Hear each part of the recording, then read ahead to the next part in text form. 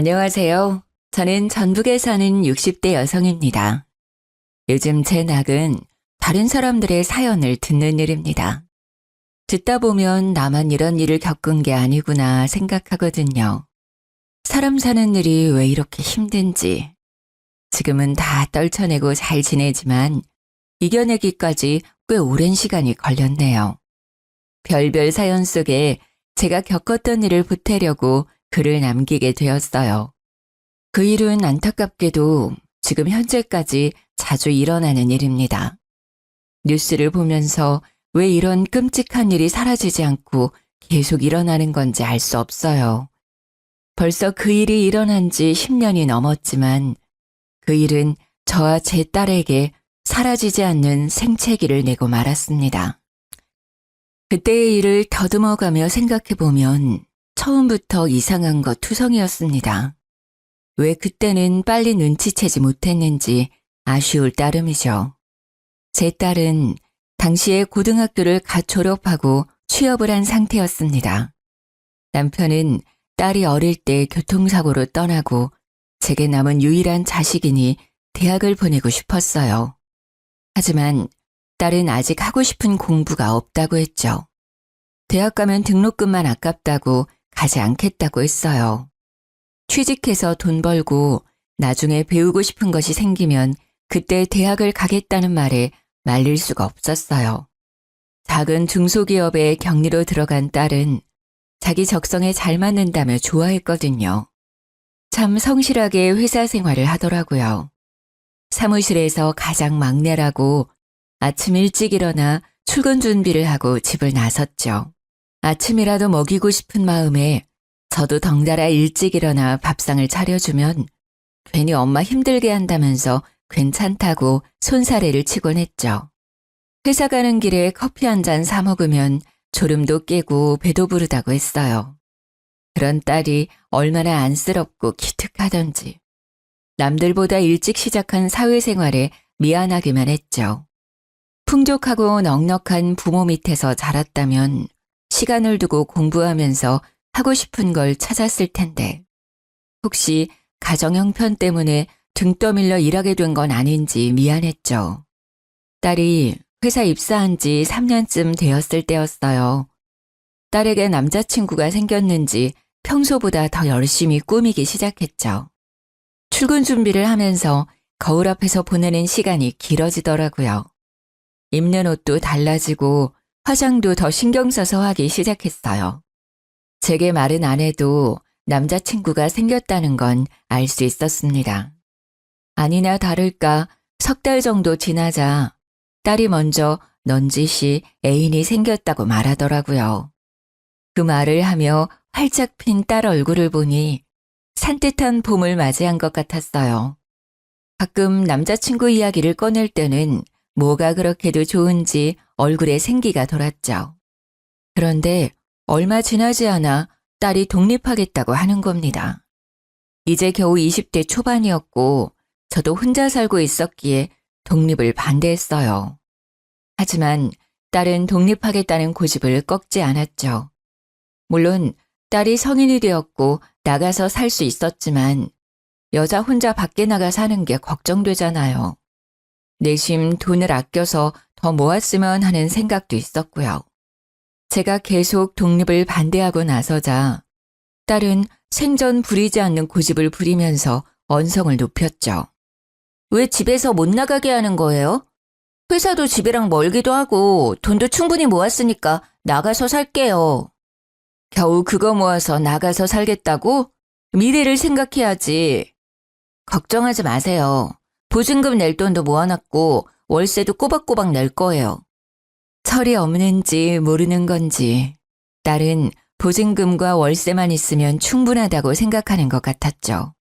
나가 살려면 얼마나 많은 돈이 필요한데 회사 생활 3년에 모아놓은 돈이 얼마나 되겠어요. 겨우 원룸 전세금 정도 모아놓았겠죠. 나가면 딸만 고생한다는 생각에 한바탕 잔소리를 퍼부었습니다. 월세만 내면 다인 것 같아? 먹고 마시는 건 공짜인 줄 알아? 거기다가 수도세, 전기세까지 생각하면 나가 살면서 돈 못 모아. 그러니까 조금 더 엄마랑 같이 살자. 회사도 그렇게 먼 것도 아니잖아. 버스로 40분 거리면 가까운 거지. 아침에 일찍 일어나는 것도 너무 힘들어요. 그 시간에 잠도 더 자고 싶고. 그리고 이미 집도 계약해 놓았어요. 이미 계약을 끝냈다니 할 말이 없더라고요. 그렇게도 저와 떨어져 살고 싶은 것인지 서운한 마음이 더 앞섰죠. 자식 키워놓아봤자 아무 소용 없구나 싶기도 했고요. 더 말려봤자 결국 딸과 마음만 상하게 될 거란 걸 알기에 독립을 허락하게 되었어요. 직접 나가서 생활해보기 전까지는 엄마 품이 얼마나 따뜻하고 포근한지 모를 것 같더라고요. 기왕 이렇게 된 거 나가서 고생 좀 해보라는 저의 소심한 복수심도 있었습니다. 흔쾌히 독립을 허락했지만 섭섭한 건 어쩔 수가 없었습니다. 심지어 연락까지 뜸해지기 시작했거든요. 잘 먹고 지내는 건지 집에서 지낼 때는 시집 가면 신물나게 하게 될 것을 알기에 설거지조차 시킨 적이 없었죠. 그러니 매 끼니 걱정도 되고 작은 원룸이라도 깨끗이 잘 치우고 사는지 걱정을 안 할 수가 없었습니다.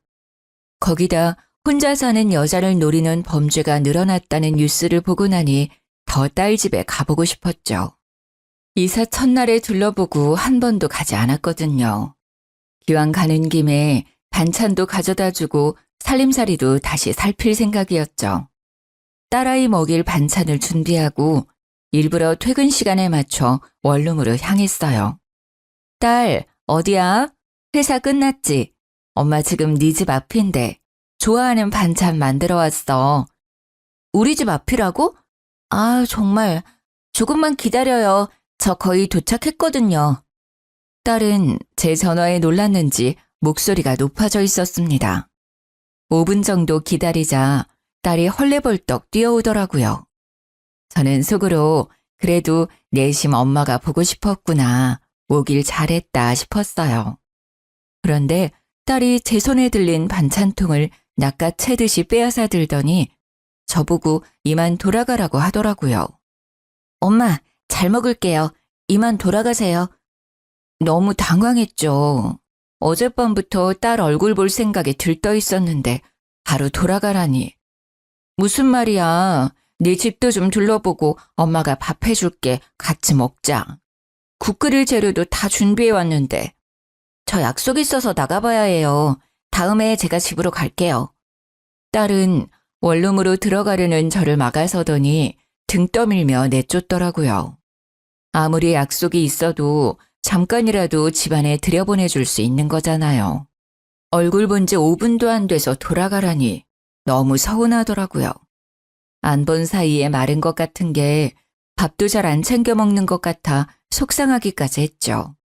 밥 한 끼 해먹이는 게 뭐가 이렇게 어려운 것인지 딸을 쳐다보며 살짝 앞머리를 넘기는데 오른쪽 이마 밑으로 시퍼런 멍자국이 보였어요. 너 이마 왜 그래? 어디서 다쳤어? 아무것도 아니에요. 계단 내려오다가 굴러서. 크게 다친 거 아니니까 걱정하지 마세요. 조심해야지. 다른 데는 다치지 않았어? 계단에서 굴렀다니 깜짝 놀라지 않을 엄마가 어디 있을까요? 재빨리 딸 팔을 잡고 옷소매를 걷어 올렸죠. 그런데 팔뚝에도 시퍼런 멍자국이 있는 거예요. 아니 어떻게 굴렀길래 온몸에 온통 멍자국이야. 조심 좀 하지. 아유 세상에. 병원은 가봤어? 딸은 옷소매를 내리며 저를 안심시켰죠. 괜찮아요. 뼈 같은 데는 안 다치고 몸에 타박상만 입었어요. 먹령고 잘 바르면 금방 괜찮아진대요. 어두워지기 전에 어서 돌아가세요. 평소에 얌전하고 점잖은 아이였기에 계단에서 굴렀다는 말 자체가 믿기지 않았어요. 하지만 당시에는 딸이 그렇다고 하면 믿을 수밖에 없었죠. 독립 후 제게 사적인 말은 더 이상 하지 않았고 집에 자주 찾아오지도 않으니 알 수가 없었어요.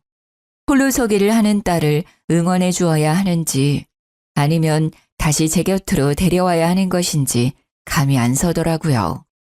쉽사리 발이 안 떨어졌죠. 돌아가지 않고 멀뚱하게 쳐다보고 있으니 딸이 제 손을 꽉 잡았어요. 엄마, 연락할 테니까 걱정하지 말고 돌아가세요. 저 정말 괜찮아요. 딸 얼굴에 옅은 미소가 피어오르자 그제야 떨어지지 않는 발걸음을 돌렸어요. 돌아가는 버스 안에서 무슨 일 있었으면 내게 말했겠지. 별일 없을 거라고 시끄러운 마음을 다독였죠. 제가 딸 인생을 다 살아줄 수 있는 것도 아니고 딸이 별일 아니라고 말했으니 믿어야죠. 딸이 독립한 지 반년쯤 됐을까요? 해외로 여행을 다녀오겠다고 하더라고요. 첫 해외여행이어서인지 목소리가 한껏 부풀어 올라 있었죠. 엄마, 저 며칠 동안 연락 없을 거예요. 세부로 여행 가기로 했거든요. 세부? 거기 동남아시아 아니니? 혼자 갈 리는 없고 누구랑 가는 거야? 며칠 동안 가는데? 3박 5일로 다녀올 거예요. 남자친구랑 다녀올 거니까 너무 걱정하지 마세요. 남자친구와 해외여행이라니. 다 큰 딸을 안 보낼 수도 없고 왠지 마음이 찝찝했지만 어쩔 수 없이 허락했어요. 남자친구 얼굴이라도 본 적 있으면 안심할 텐데 딸과 사귄 지 1년이 다 되어 가도록 얼굴도 본 적이 없었어요. 데리고 오라고 하면 남자친구 바쁘다, 오늘은 일이 있다며 피하더라고요. 그때 미리 남자친구를 만나봤다면 저는 절대 딸을 남자친구와 단둘이서 여행을 보내지 않았을 거예요. 그 여행은 저와 딸에게 일어난 끔찍한 사고의 서막이었으니까요. 딸이 여행을 떠나고 돌아올 시간이 일주일이나 지날 때였어요. 딸에게 돌아왔다는 연락이 오지 않았죠. 여행을 다녀와서 정신이 없어서 그런가 생각하고 다시 전화를 걸었지만 역시 전화를 받지 않았죠. 이렇게 길게 연락이 되지 않으니 무슨 일이 생긴 건 아닌가 걱정이 되기 시작했죠. 같이 간 남자친구 전화번호라도 알아놓았다면 걱정이라도 덜 될 텐데. 저는 그때까지 딸 남자친구에 대해 아는 것이 없다는 것을 깨달았죠. 순간 이렇게 딸에게 무심했나 싶더라고요. 며칠을 더 기다려봐도 딸에게 연락이 없자 딸 집으로 찾아갔어요. 딸 집 초인종을 누르면서 문을 두드렸죠. 그런데 문을 열고 나온 사람은 딸이 아닌 남자였어요. 누구세요? 여기 저희 딸 집인데? 남자는 저를 보며 난감한 표정을 지었어요. 안녕하세요, 어머니. 저 지한이 남자친구예요. 처음 뵙죠? 처음 본 남자친구를 보고 당황스러웠어요. 그것도 딸 집에서 자연스럽게 문을 열고 나왔으니까요. 살짝 고개를 돌려 현관을 보자 남자 신발이 여러 켤레가 있더라고요. 이미 이곳에서 지낸 지 꽤 된 것 같았어요. 그래서 반찬 주려고 찾아왔던 그때 급히 저를 돌려보냈나 싶기도 했죠. 그때까지 한 번도 딸이 남자친구와 같이 동거 중일 거라고 생각해보지 않았었어요. 그것도 제게 비밀로 하고 말이죠. 하지만 지금은 딸이 무사하게 돌아왔는지 확인하는 게 먼저였습니다. 아, 네. 지안이 어디 있나요?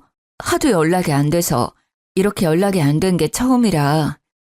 그런데 딸 남자친구 입에서 나오는 말은 제 예상과 전혀 다른 말이었어요.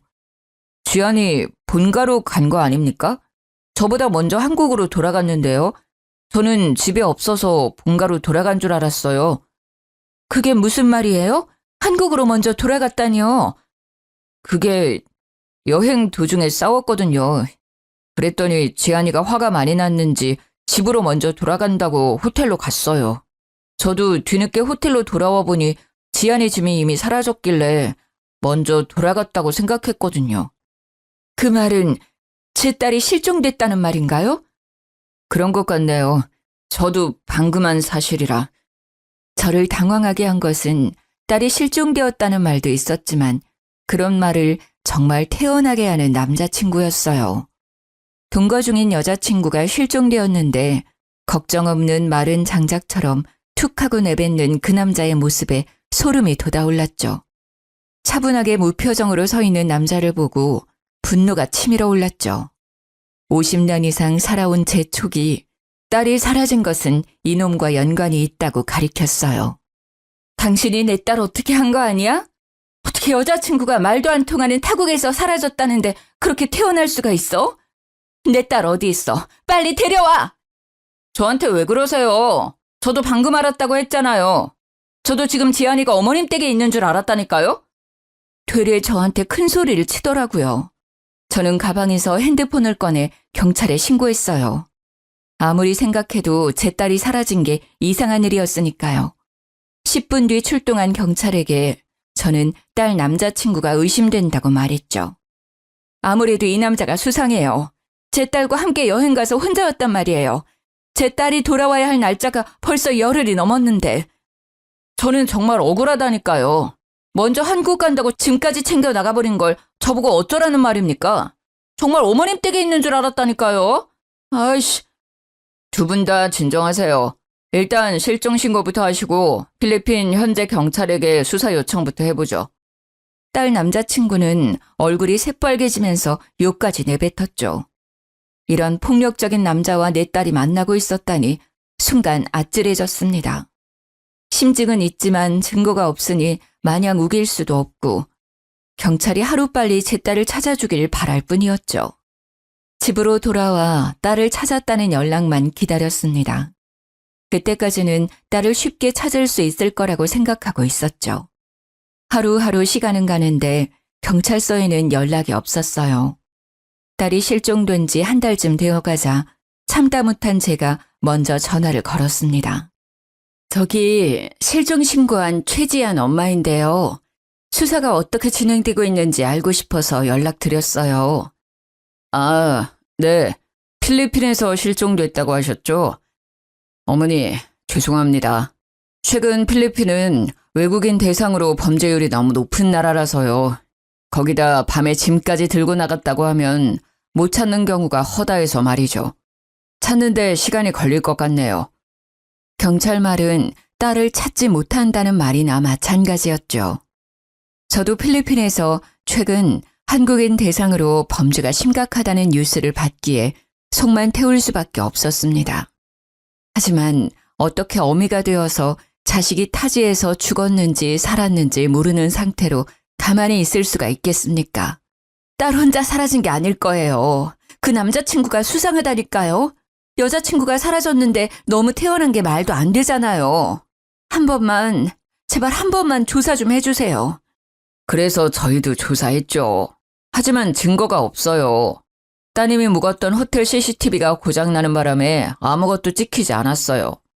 아시겠지만 필리핀이 워낙 치안도 안 좋고 우리나라처럼 방범용 CCTV가 설치된 곳이 드물어요. 지금으로는 방법이 없어요. 경찰 말을 듣고 망연자실했죠. 믿고 있었던 경찰이 찾지 못하면 누가 찾을 수 있을까요? 더 이상 경찰만 믿고 있을 수 없었죠. 제가 직접 딸을 찾으러 가야겠다고 생각했고 다니던 직장에 휴가 신청을 냈어요. 일주일씩이나 자리를 비운다는 게 당시로서는 쉽지 않았지만 회사에서도 딱한 제 사정을 이해해 주셨죠.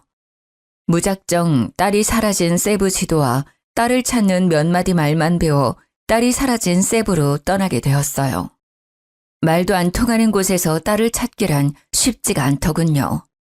뜨거운 햇볕에 살은 녹을 것 같고 워낙 유명한 관광지라 사람 찾는 게 모래사장에서 바늘 찾기보다 힘들었어요.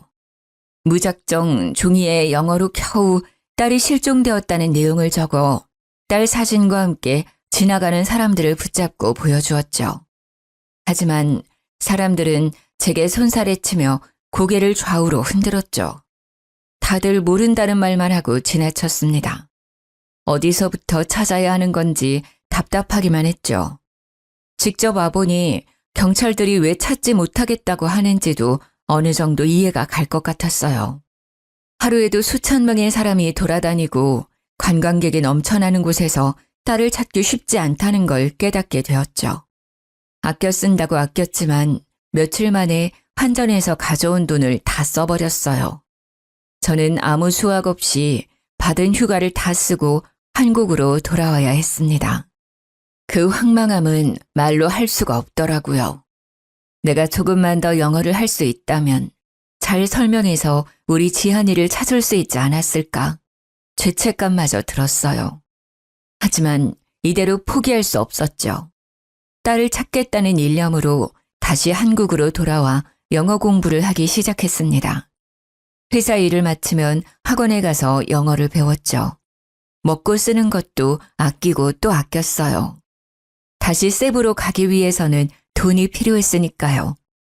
매년 휴가철에는 피서객들에 섞여 세부로 향했습니다. 공부한 보람이 있는지 사람들이 하는 말을 조금씩 알아들을 수가 있었죠. 하지만 제 딸은 어디로 사라졌는지 행방을 알 수가 없었어요.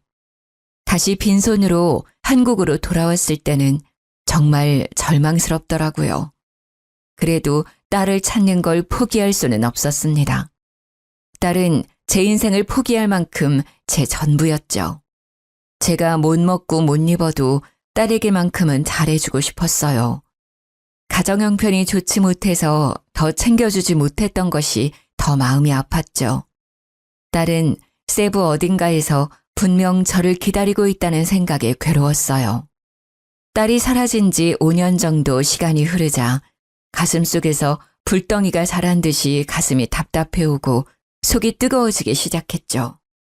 그럴 때마다 목욕탕에 가서 뜨거운 기운이 가실 때까지 찬물에 들어갔다가 나오기를 반복했어요. 그렇게 가슴에 뜨거운 불덩이가 식기를 바랐죠. 일주일에도 몇 번씩 가슴속 불덩이를 식히기 위해 목욕탕을 찾게 되었어요. 그날도 찬물에 들어갔다가 나와 몸 구석구석 씻고 있는데 가슴 쪽에 몽우리가 잡히더라고요. 폐경기 여자들에게 유방암이 흔하다는 말을 들어서인지 걱정이 되었죠. 바로 다음 날 병원으로 찾아가서 정밀 검사를 받게 되었어요. 혹시나 하는 예상은 틀리지 않더라고요. 유방암이시네요. 가슴 아래쪽에 1cm가량의 종양이 발견되었어요. 아직 크기도 작고 림프절의 전이도 안 된 상태네요. 암이라니. 아직 딸을 못 찾았다는 생각에 눈앞이 캄캄해지더군요. 그럼 얼마나 살 수 있는 건가요? 너무 걱정하지 마세요. 유방암 초기니까 항암 치료만으로도 충분히 제거할 수 있어요. 의사의 다정한 위로에도 아무것도 들리지 않았어요. 저는 조용히 일어나 진료실을 나왔습니다. 항암 치료만 받으면 살 수 있다니. 하지만 딸도 없는 세상에 혼자 살아서 뭐 하겠어요. 그때는 모든 희망을 잃어버린 것 같았죠. 캄캄한 방 안에서 누워있는데 무엇을 해야 하는지 모르겠더라고요. 눈물만 흐르고 세상 모든 게 원망스러웠죠. 손끝 하나에도 힘이 들어가지 않았어요. 이대로 죽으면 딸을 만날 수 있을까 하는 바보 같은 생각까지 들더군요. 그때 벽에 걸린 가족 사진이 눈에 들어왔어요. 남편이 살아생전 찍었던 어린 딸이 보였죠. 뽀얀 얼굴에 붉은 입술. 그 얼굴을 보고 이부자리에서 벌떡 일어섰습니다. 이대로 딸을 두고 죽을 수는 없다는 생각이 들더라고요. 죽더라도 딸 옆에서 죽고 싶었어요. 딸 머리카락 한 올이라도 제 품에 품고 죽어야겠다는 생각이 들었죠. 다음 날부터 저는 주위를 정리하기 시작했어요. 전 재산을 정리해서 필리핀으로 갈 계획을 세웠죠. 집을 부동산에 내놓고 회사에도 퇴직 신청을 했습니다. 들어놓았던 보험도 정리해서 보험금 청구도 받으니 돈이 꽤 모였죠. 이 돈이면 필리핀에서 작은 집 하나 얻어서 남아있는 목숨 동안 딸을 찾을 수 있겠다 싶었죠. 다시 태양빛이 내리쬐는 세부로 돌아와 딸아이 사진과 쪽지를 쥐고 지나가는 사람들을 붙잡아 세우며 보여주었죠. 사람들은 여전히 제게 관심이 없었고 딸 소식은 여전히 깜깜무소식이었죠. 암이 다른 곳에 전이돼서 상태가 악화되기 전에는 찾을 수 있을지 걱정과 조급함이 들었어요. 한 달을 세부 거리를 찾아다닐 때 문득 딸이 세부가 아닌 다른 곳에 있는 건 아닐까라는 생각이 들더라고요. 다음 날 세부 옆에 있는 네그로스 섬으로 가게 되었어요. 필리핀으로 딸을 찾으러 온 지 5년이 넘어서 처음으로 다른 섬으로 딸을 찾으러 가게 된 거죠. 낯선 거리에서 딸아이 사진과 쪽지를 꺼내어 지나다니는 사람들에게 보여주었습니다. 딱히 그곳으로 간다고 사람들이 제 사연에 관심을 주는 건 아니었어요. 관심 없이 지나쳐가는 사람들을 보니 저도 지쳐가더군요. 날씨는 왜 그렇게 후덥지근하던지 뜨거운 햇볕에 잠시 길가의 나무 아래로 피해 들어갔죠. 가방에서 생수병을 꺼내어 목을 축이고 있을 때였어요. 건너편 길가에 한국인 부부처럼 보이는 사람이 지나가더라고요. 아내가 임신을 했는지 배가 불뚝 불러와 있었죠. 제 딸 또래로 보이는 여자를 보니 다시 눈물이 왈칵 차올랐습니다. 내 딸은 어디에 있는지 알기만 하면 이 엄마가 당장 찾으러 갈 텐데. 속상한 마음에 손에 들린 딸아이 사진을 쳐다보았습니다. 그 순간 내 딸이라는 본능적인 느낌이 확 들더라고요. 저는 그 자리에서 벌떡 일어났습니다. 방금 길 건너 지나간 임산부는 분명 제 딸이었어요. 멀리 있고 체형이 달라져서 늦게 알아봤을 뿐이지 분명 제 딸이 확실했죠. 저는 단숨에 차도를 가로질러 부부를 향해 뛰기 시작했어요. 부부에게 가까워질수록 제 딸이라는 생각이 더욱 확실해지더군요. 10달을 품어 20년 이상을 키운 딸을 엄마가 몰라볼 리가 없잖아요. 저기요! 거기서 봐요! 뛰어가며 부부를 향해 한국말로 불러 세웠어요. 그랬더니 부부가 멈춰서 고개를 돌리더군요.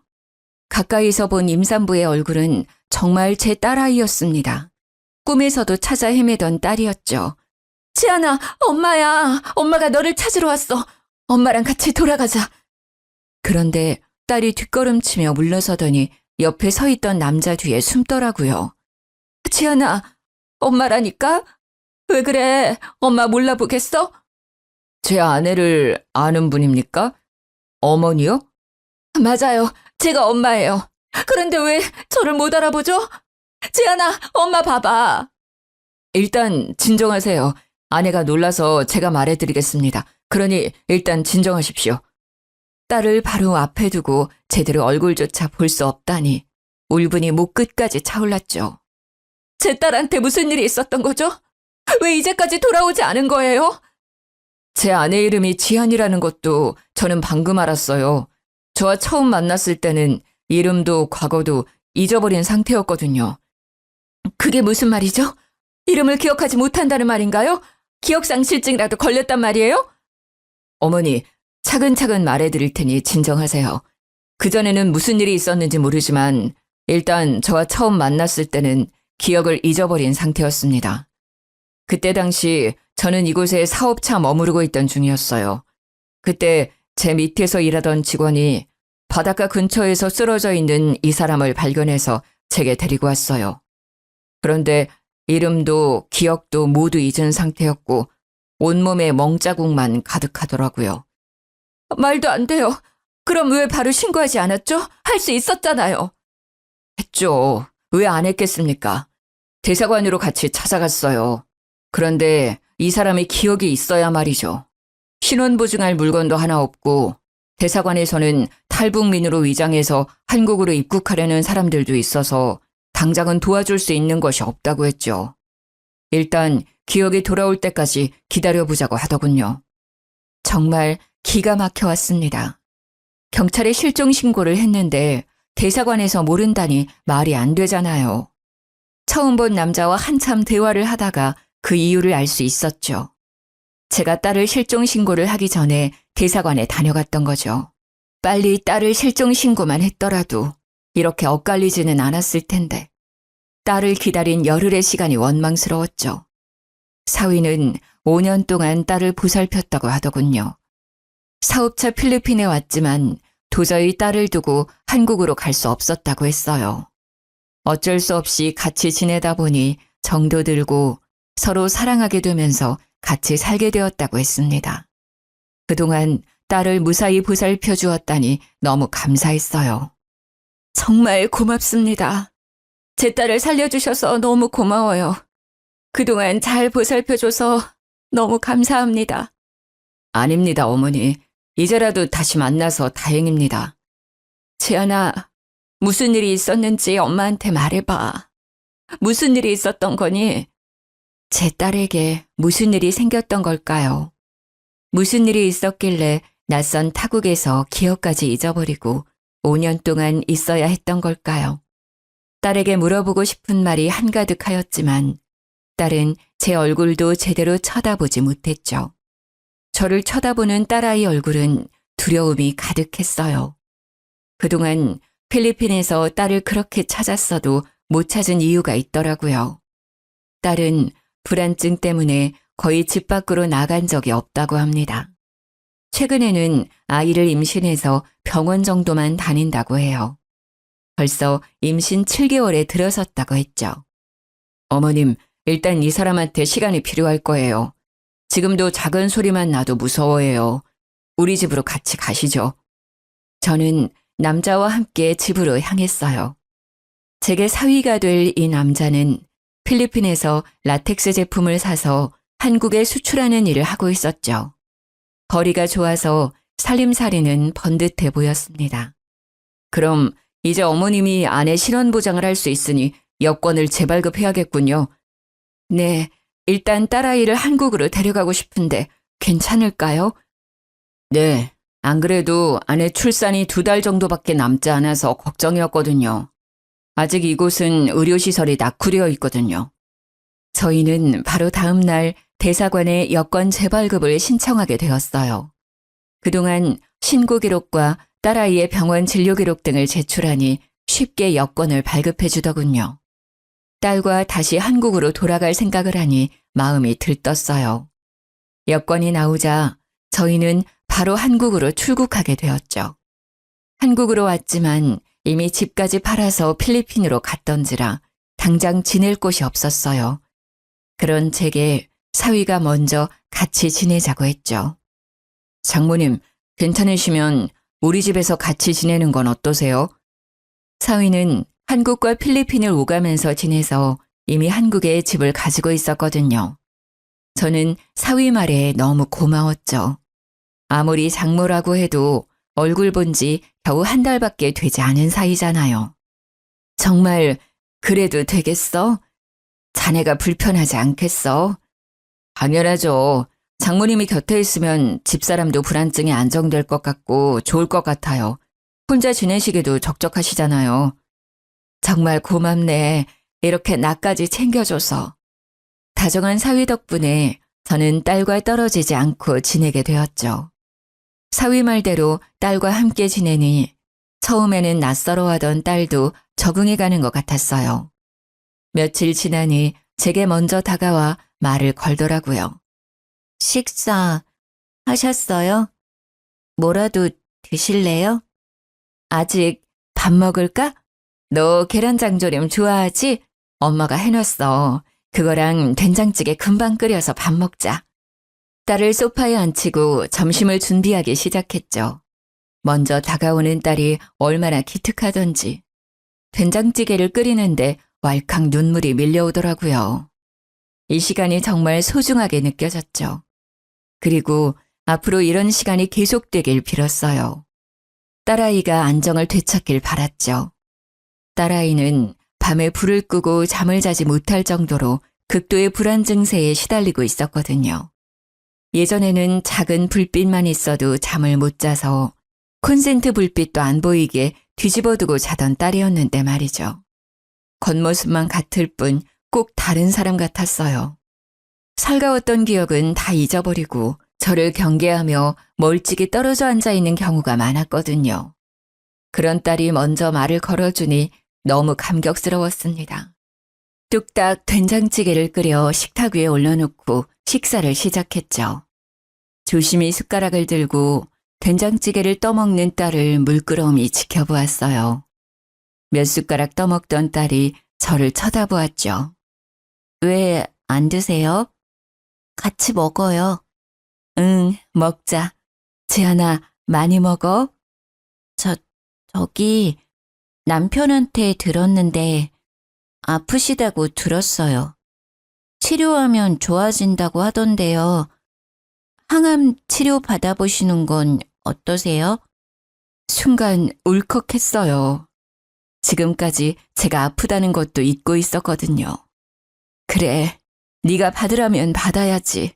너무 걱정하지 마. 엄마 괜찮을 거야. 빨리 나아야 손주도 봐주지. 딸과 저를 위해 항암 치료를 받기 시작했습니다. 다행히 암은 많이 커지지 않았다고 하더라고요. 항암 치료만 열심히 받으면 완치될 수 있으니 희망을 잃지 말라고 했죠. 항암 치료를 받기 시작한 지 얼마 되지 않아 딸은 건강한 손녀를 출산했어요. 자꾸 꼬물거리는 손녀를 보니 마음이 복받쳐왔죠. 빨리 암을 이겨내고 손녀와 딸에게 돌아가고 싶었어요. 하지만 출산하고 딸의 불안증이 높아져 갔죠. 출산 후 밤뿐만 아니라 햇빛이 덜 드는 골목길이나 깊은 물도 무서워하기 시작한 거예요. 샤워 정도는 괜찮아 했지만 욕조에 물을 받아놓고도 손녀를 씻기지 못할 정도로 불안증이 높아져 갔어요. 꼭 아이가 물에 빠져 죽을 것 같다고 두려워했죠. 괴로워하는 딸을 보며 저와 사위는 딸을 위해 과거 일을 찾길 바랐습니다. 덮어놓고 무서워하기보다는 기억을 되찾고 이겨내는 게 좋다고 판단했죠.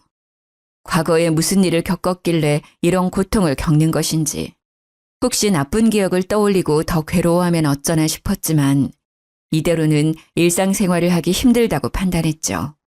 지안아, 혹시 기억을 되찾는 건 어떠니? 무슨 일이 있었는지 알게 되면 너한테 더 도움이 될 것 같아. 딸은 한동안 말이 없었어요.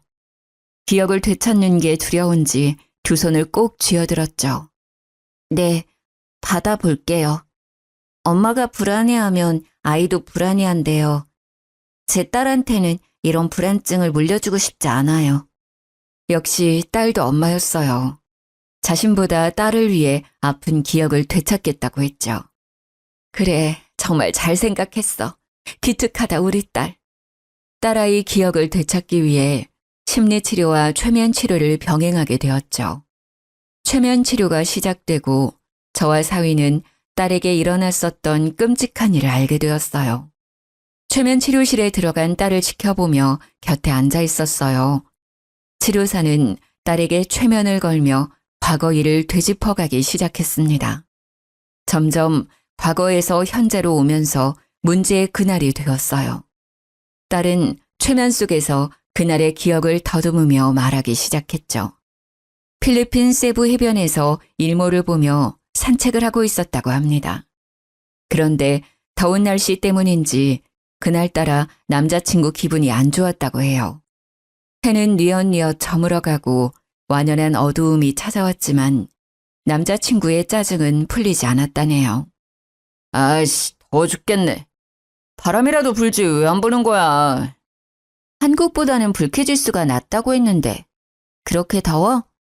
그럼 내가 덥지도 않은데 덥다고 했다는 거야? 딸은 최면 상태인데도 손을 들어 올려 보였어요. 그리고 손을 들어 빌기 시작했죠. 미안해. 제발 때리지 마. 내가 정말 잘못했어. 딸이 잘못했다고 비는데도 남자친구의 기분은 풀릴 기색이 없었다고 합니다. 발목까지 오는 바닷물에 걷고 있던 딸은 남자친구가 손을 들어 올리며 다가오자 뒷걸음치다가 허벅지 정도 오는 바다에서 넘어졌다고 합니다. 아이씨, 안 그래도 짜증나 죽겠는데 너까지 왜 그래? 빨리 안 일어나? 왜, 여기서 수영이라도 하게? 딸이 겨우 젖은 몸을 일으키며 자리에서 일어났다고 해요. 옷이 물에 젖어 비틀거리는 딸을 보고 남자친구가 다가오더니 발로 차서 다시 물속으로 밀어넣었다고 합니다. 뭘 그렇게 꾸물거려. 수영하고 싶으면 계속 하든가. 다시 물에 빠진 딸이 허우적거리며 일어서려고 할 때 파도가 밀려오면서 붕 떠있는 딸이 오히려 깊은 수심으로 들어가 버렸고 순간 발에 땅에 닿지 않자 당황했대요. 양팔을 허우적거리며 해변에 있는 남자친구를 보고 소리를 질렀다고 합니다. 살려줘! 발이 땅에 안 닿아! 장난치지 말고 빨리 나와! 짜증나니까! 주위를 둘러봐도 한적한 해변이라 남자친구 말고는 다른 사람은 보이지 않았다고 해요. 순식간에 파도에 휩쓸려 먼 바다까지 떠내려가 버렸답니다. 딸은 그 순간에 살기 위해 필사적으로 팔을 휘저었답니다. 무서워요. 살려주세요. 너무 어둡고 아무것도 보이지 않아요.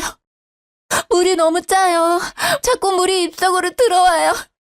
네, 진정하세요. 괜찮아요. 숨을 천천히 들이마셨다가 내쉬세요.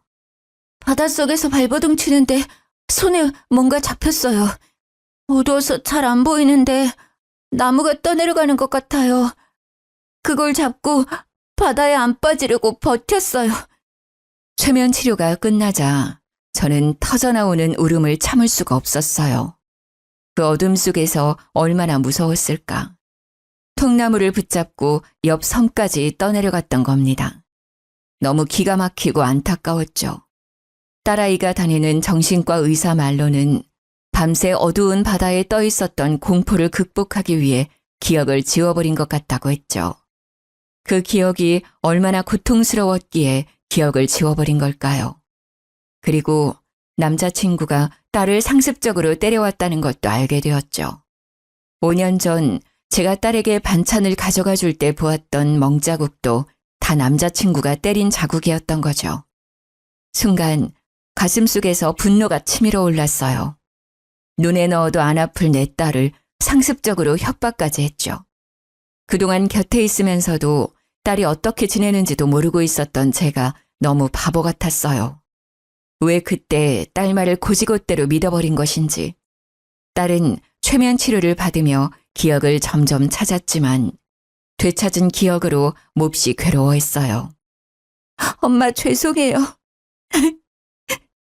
독립한 것도 남자친구가 자기가 지낼 곳이 없다고 저보고 집 구하라고 했어요. 그리고 엄마가 아시면 반대할 테니까 몰래 살게 했는데 같이 살다 보니 몰랐던 폭력성이 보이더라고요.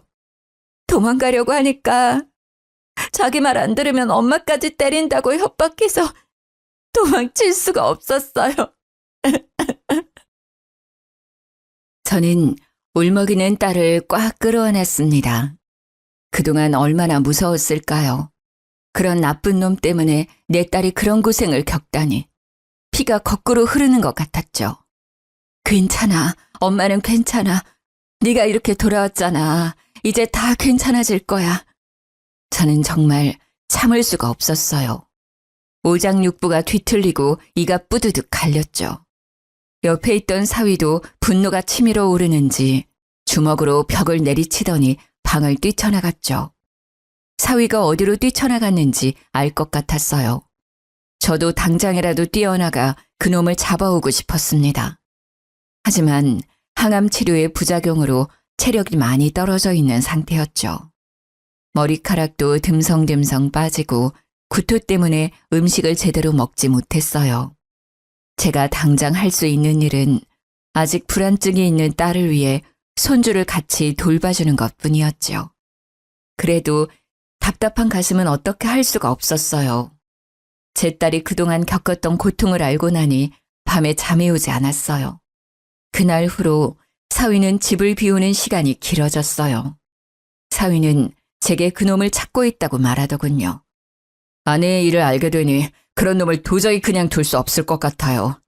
지금 사람들 사서 찾고 있는데 찾는 게 쉽지 않네요. 너무 무리하지 말게. 그놈을 잡는 것보다 자네 건강이 중요해. 네, 걱정하지 마세요. 그래도 그놈은 다른 사람들을 위해서라도 꼭 잡아야 해요. 그 벌은 못 거치고 또 어디서 다른 사람을 괴롭히고 있을 거예요. 사위는 딸뿐만 아니라 다른 사람들을 위해서라도 잡고 싶어 했어요. 손녀가 돌이 막 지난 후였어요. 사위의 끈질긴 노력 끝에 그놈을 잡았다는 전화를 받았습니다. 장모님, 잡았어요. 혹시 지금 경찰서 오실 수 있으세요? 전화를 받고 한 걸음에 경찰서로 달려갔습니다.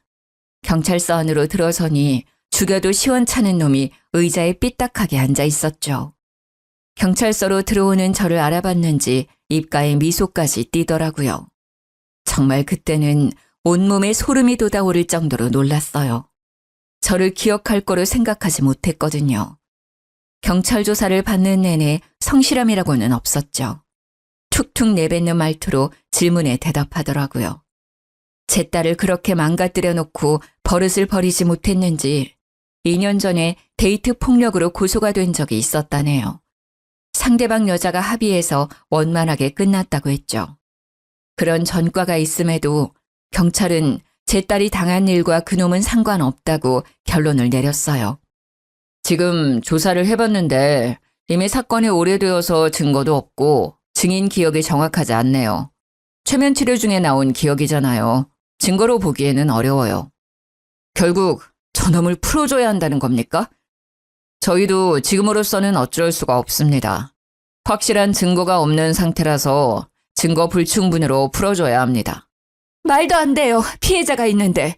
전에도 이런 짓을 했다면서요. 그런데 이렇게 풀어주다뇨. 하지만 경찰은 어쩔 수 없다는 말만 반복했죠. 그놈은 저희를 보면서 어깨를 들썩이더니 경찰서 밖으로 나가더군요.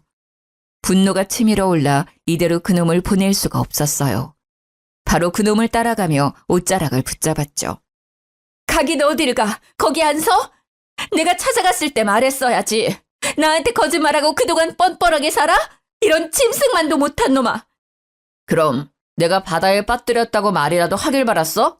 증거가 없다잖아. 이미 5년이나 지난 일로 왜 그래? 살아 돌아왔으면 감사하게 생각하면서 살라고. 이 미친 노인네야. 못 가. 다시 경찰서로 들어가. 이렇게는 못 보내. 내 딸을 그렇게 만들어 놓고 어딜 가? 저는 그놈에게 달려들어 멱살을 붙잡고 경찰서로 잡아 끌었습니다. 그놈은 멱살을 잡은 제 손을 잡아 비틀고 뒤로 밀어버리더군요.